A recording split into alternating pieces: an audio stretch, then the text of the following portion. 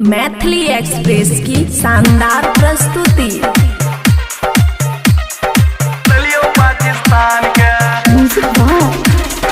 DJ Shiva बुरका वाली कन्या मैयो लियो पाकिस्तान के खुशी रिकॉर्डिंग स्टूडियो बलुआहा।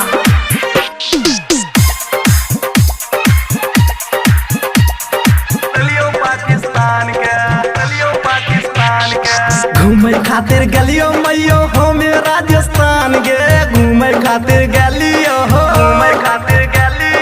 घूमे खातिर गलियो मैयो हमें राजस्थान गे बुरका वाली कन्या मैयो लियो पाकिस्तान के बुरका वाली कन्या मैयो लियो पाकिस्तान के घूमे खातिर गलियो मैयो हमें राजस्थान गे घूमे खातिर गलियो हो घूमे खातिर गलियो मैयो हमें राजस्थान गे बुरका वाली कन्या मैयो लियो पाकिस्तान के बुरका वाली कन्या मैयो लियो पाकिस्तान के डीजे शिवा लियो पाकिस्तान के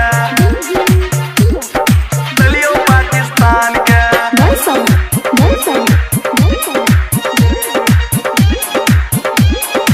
लियो पाकिस्तान के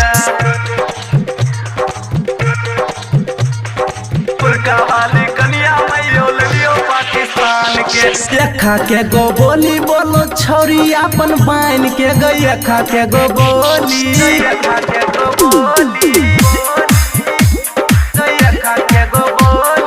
यखा के गो बोली छौरी बोलो अपन बाइन के गई बुरका वाली कन्या मैयो लियो पाकिस्तान के बुरखा वाली कन्या मैयो लियो पाकिस्तान के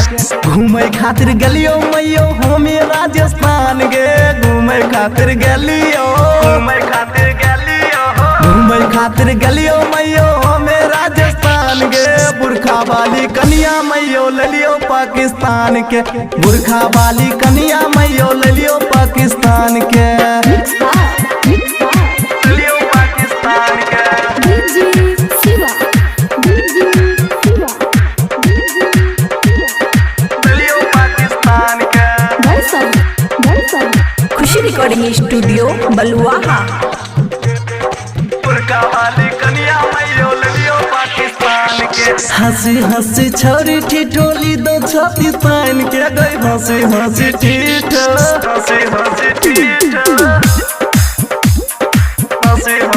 हंसी हंसी ठिठोली दो छोरी छाती तान के गई है खातिर चुम्मा लियो एकरा मैयो छान के यह खातिर चुम्मा मैयो लियो एकरा छान के घूमे खातिर गलियो मैयो हमें राजस्थान गे घूमे खातिर गलियो मैयो हमें राजस्थान गे बुरखा वाली कन्या मैयो लियो पाकिस्तान के बुरखा वाली कन्या मैयो लियो पाकिस्तान के बुरखा वाली कन्या मैयो लियो पाकिस्तान के खुशी रिकॉर्डिंग स्टूडियो बलुआहा।